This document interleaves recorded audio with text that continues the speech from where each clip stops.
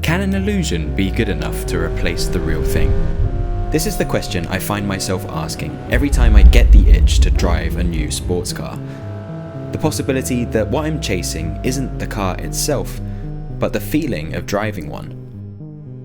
Which is why I built myself this, a racing simulator for my home office, to find out if it's really possible to get a performance car experience without the need for a performance car garage and a performance car price tag. For this rig, I need it to do two things well: be compact enough to fit in my already tiny studio, which also needs to function as our home spare bedroom, while also looking good enough that it doesn't make me feel like I'm sharing it with a bad mock-up of Darth Vader's flight simulator. And this is why I went ahead and took the plunge in purchasing this, the TR8 Pro from Track Racer. Now, unlike most aluminium profile rigs that focus on unlimited adjustability and customization, the TR8 Pro's tubular steel design favours an aesthetic that echoes the design of roll cages that you'd typically find inside of a real race car, which I think actually makes it look somewhat half-pleasing to look at least in a home office environment. And along with this reclining seat that Track Racer offers, it provides a level of comfort and adjustability that I'd be looking for in a real performance car if I could buy one. But the problem is that these looks come at a price, as this thing is heavy, at 51 kilos just for the frame alone, which is almost 50% heavier than other comparably sized aluminium profile rigs, while also being more expensive and quite limiting if you want to be able to change your seating position between F1 and GT. And I can't say that I'm really all that impressed with the packaging and build quality too, as aside from the conveniently pre-installed screws for quicker installation, it all arrived pretty beat up, with multiple scratches and dings on what appears to be very thin paint. But other than this, I have to say that I am genuinely impressed with just how good it turned out looking, where the grey finish really does a lot to help it at least lean towards looking like a piece of furniture rather than a piece of arcade equipment. However, none of this really matters if it can't provide you with the experience of a road-legal track weapon. Which is why, to really sell the feeling of a production car, you also need a production car wheel, which is why MOZA Racing were kind enough to send me this, a full replica of a wheel straight out of a Lamborghini Revuelto on their R21 Ultra wheelbase, where the attention to detail here is truly insane, from the dials to the illuminated switches and the red stitching, and with the magnetic paddle shifters, it genuinely just feels special. Which is really what you'd hope to expect from something that's trying to accurately replicate the real thing. But most importantly, what's powering it is their R21 Ultra wheelbase, which is one of the highest torque direct drive wheelbases that MOZA make, capable of delivering up to 21 Newton meters of feedback, which is the comparative force of a full carry-on suitcase hanging off your outstretched hands. Now, do you need this much force coming through the wheel? No, and I definitely don't have it turned up this high, as most road-going cars rarely deliver anything more than 7 Newton meters of torque when driving anyway. But seeing as you can get hold of lower power wheelbases for less than half of the price of this one, and even entry-level belt-driven wheelbases for even less, you may wonder why you even need all of this torque in the first place. Now, real F1 and GT3 cars can occasionally reach these levels of torque during incredibly big spikes, but the reason that the R21 and R25 Ultra wheelbases are equipped with motors like this is because it allows for masses of torque headroom, and this torque headroom is what provides the granularity and the bandwidth for everything that's going on below you in order for it to be accurately communicated through the wheel and into your hands, which means that you can actually feel the car load up in the corners, as well as the exact moment when the tyres begin to slip, which makes the game's data feel remarkably close to real driving, which in itself is incredibly addicting. But with sim racing, your hands are only half of the illusion, as the other, most significant part of a real car's behaviour is translated through the pedals, and most significantly through the brake pedal, which is why I had to argue and debate and convince MOZA to also send me this, their active mBooster pedal set. Now, unlike most load cell sim pedals that measure how hard you're pressing through squishy elastomers, active pedals like this one take things to the next level, in actually being able to push back, pulse, and vibrate with programmable resistance. So you can actually feel the ABS fighting you under hard braking, as well as the vibration of the engine coming through the pedal plate at high RPMs. Now, much like the Wheelbase, what you can do with these kinds of pedals is truly insane, as in MOZA's software you can adjust pressure curves and create presets depending on both what you're driving and what game you're driving it in. And you can even tune the exact intensity and frequency of the sensations that you want to experience through the balls of your feet, which means that if you have ever had the privilege of driving the car that you want to simulate, you can make it feel pretty much exactly the same. But all of this does come at a cost, both in terms of price and size, as this active pedal is almost 4 times the cost of their next best load cell pedal, where I also massively underestimated just how much length this would add to my rig,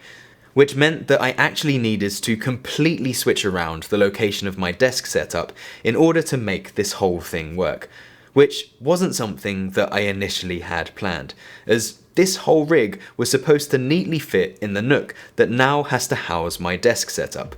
which really left me hoping that committing to all of this was the right decision. But the make or break piece of any simulator is what you experience through your eyes, which is why I went out and splurged on this, the Big Screen Beyond 2E. The world's smallest VR headset with dual micro OLED screens housing over 13.1 million pixels, stuffed into a headset that weighs just 107 grams.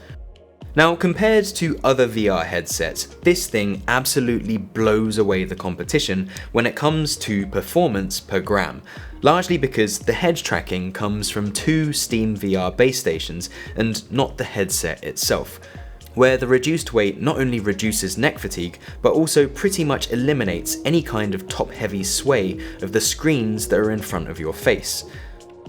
Back in 2018, when I actually got my first experience of VR sim racing, it felt like having a Game Boy Color strapped to each eyeball, and it still blew my mind. So it's insane to consider just how far this tech has come over the past few years, as the pixels on these dual OLED panels are pretty much indistinguishable once you've got them on.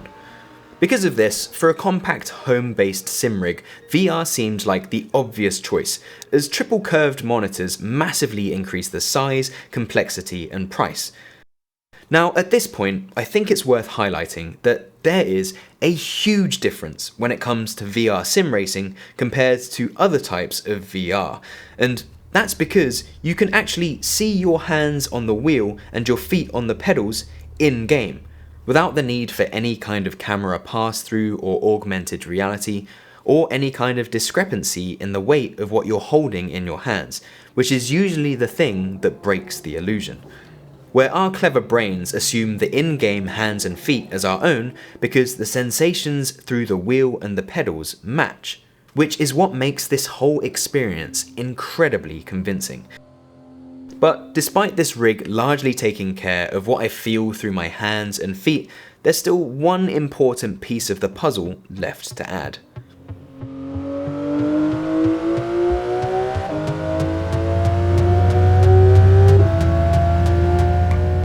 And that is what you feel through your seat. With VR, in order to make it feel convincing, the goal is to match the sensations you're seeing in the virtual world with the ones that you would experience in real life. And what's currently missing from this setup is the sensation of speed. From what I've gathered from long, boring forums online, the most convincing and cost-effective way to convey this experience of speed through road texture, bumps, engine vibration and gear changes is through bass shakers, which are pretty much the same thing that hardcore home theatre people use, in being tiny subwoofers that you place underneath individual seats to create a deep rumble that you can feel through your spine when you see things like a large explosion. Now, the amp and bass shakers that I got are from Duke Audio, which compared to everything else that's on this rig, they are insanely affordable for the sense of immersion that they provide. And despite being purchased separately, they're simply wired up using widely available 16-gauge speaker wire, where the amp conveniently connects to your computer, much like a Bluetooth speaker, and a free sim racing software called SimHub lets you infinitely customize the exact intensity and effects that you want to experience for each individual speaker in whatever game you happen to be playing. Now, on this rig, I've just got 2, but really, you can go as crazy as you want with these, where I know a lot of people like placing one on each corner to simulate vibrations from each side of the car. But from what I've researched online, it seems you only need 2 to strike the best balance in terms of both effectiveness and aesthetics, where, much to my surprise, they can be easily and neatly attached underneath the seat and the pedal plate simply by using zip ties, without any kind of unwanted buzzing or rattling. And once I had these set up and ready to go with VR, nothing could prepare me for what I was about to experience. With all these parts working together, the sense of speed just hits you.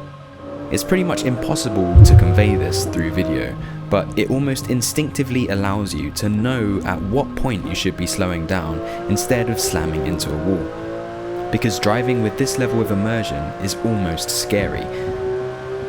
With some monitor setups, unless you go to extreme lengths, it's quite obvious that you're interacting with each individual component. But strap on a VR headset with the right setup, and it's shocking just how easy it is to forget that this isn't virtual reality at all. As in hairpins, you can quite literally see your hands crossing over the wheel while you turn your head in the direction that the car's travelling. And this makes the illusion so convincing that when going over crests, you can quite literally feel it in your stomach, as when the car lifts, the vibration subsides and the wheel goes light. And somehow when you land, your gut goes with it.